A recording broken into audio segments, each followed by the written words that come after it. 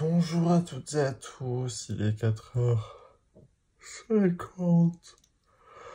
Et là, il faut aller prendre le RER pour aller à Marne-la-Vallée. Pour prendre Ouigo.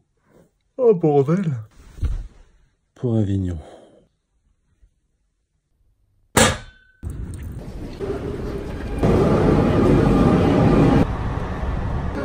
On est content d'aimer le théâtre. Rien à foutre, je vais pas à Avignon, je vais à Disneyland. Et hop, arrivé. Enfin, je pense que j'ai failli pas venir cette année, alors que ça me met en joie de dingue d'entendre ces petits bruits de crayons, de cigales. Et maintenant, le festival peut commencer. Bonjour à toutes et à tous et bienvenue sur la chaîne Ronan au théâtre. J'avais pas prévu de venir au festival d'Avignon cette année, mais finalement j'y suis. J'arrive en fin de festival, on est le 17. Ce qui est pratique parce que déjà tout le monde a déblayé le chemin dans le off pour moi. Cette année je reste 5 jours dans le train, je viens de terminer mon programme. J'ai déjà calé 13 spectacles pendant ces 5 jours. On va sûrement en caler d'autres. Ça commence aujourd'hui à 17h30, puis à 22h. À tout à l'heure. Et c'est parti. Avant d'aller au théâtre des dons à 17h pour voir des caravelles et des batailles, j'ai rendez-vous avec Marie de la chaîne YouTube Plein Champ. Hello. Pacalo, tête de fin de festival, tête de début de festival.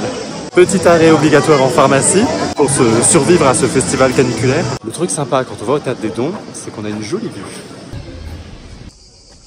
Bon, je voulais aller sur le rocher des dons en attendant, mais beaucoup trop haut et beaucoup pas assez de temps. Beaucoup pas assez de temps. Donc là, je vais voir des caravelles et des batailles de Elena Doratiotto et Benoît Piret. Et c'est un spectacle qui m'a été conseillé par Tom Hadjibi, que vous avez vu dans la reprise Histoire du théâtre 1 de Milo Rao, ici au Festival d'Avignon l'an dernier.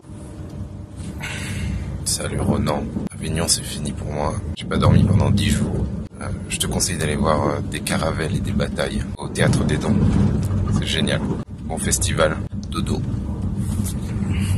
Donc je lui fais une confiance aveugle sur ce coup parce que je me suis pas du tout renseigné.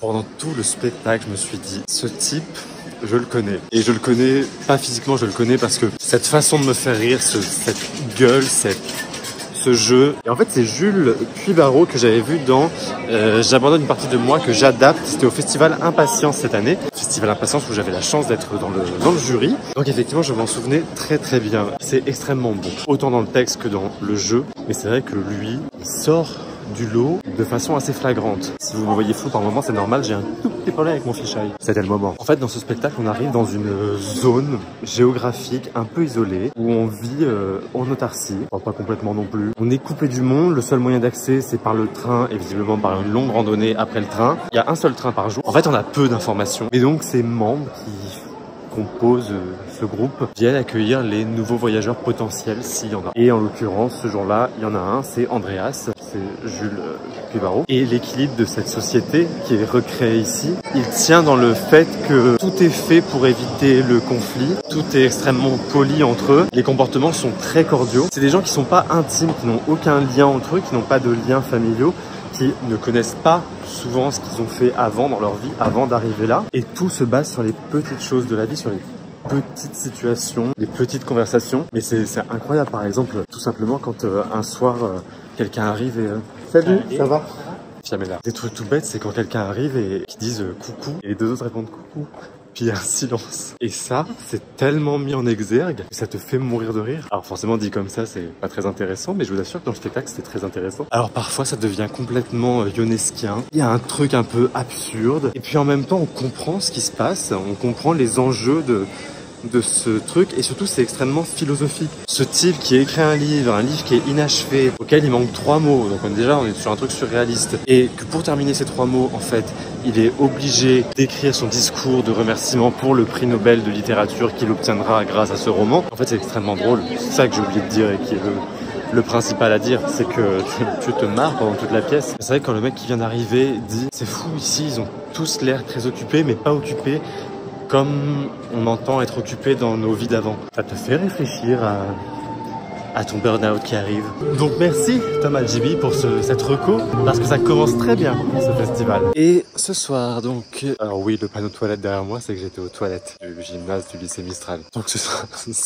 Donc ce soir, je vais voir La Brèche, un texte de Naomi Wallace mis en scène par Tommy Millo. Tommy Millo, je connais pas, mais Naomi Wallace, je connais. J'avais lu notamment Au cœur de l'Amérique, qui est un super texte. Si je dis pas de conneries, il y a seulement 2 auteurs américains au répertoire de la comédie française, Tennessee Williams et Naomi Wallace, ce qui est quand même pas dégueu. Et donc on y va tout de suite.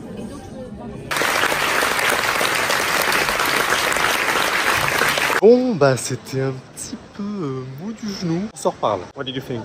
I don't speak French very well. Parler français n'est pas mon point fort. I did not really understood very much.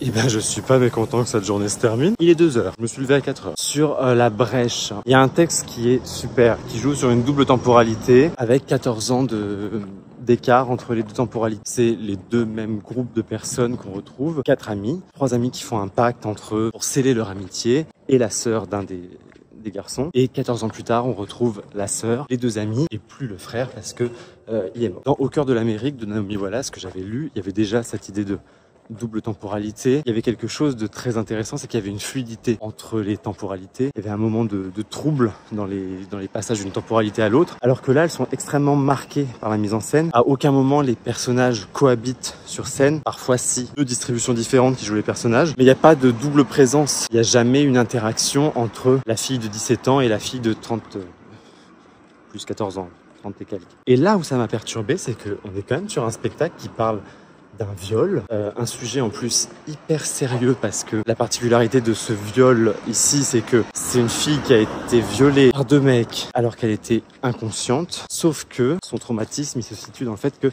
était au courant qu'elle allait être violée ce soir-là.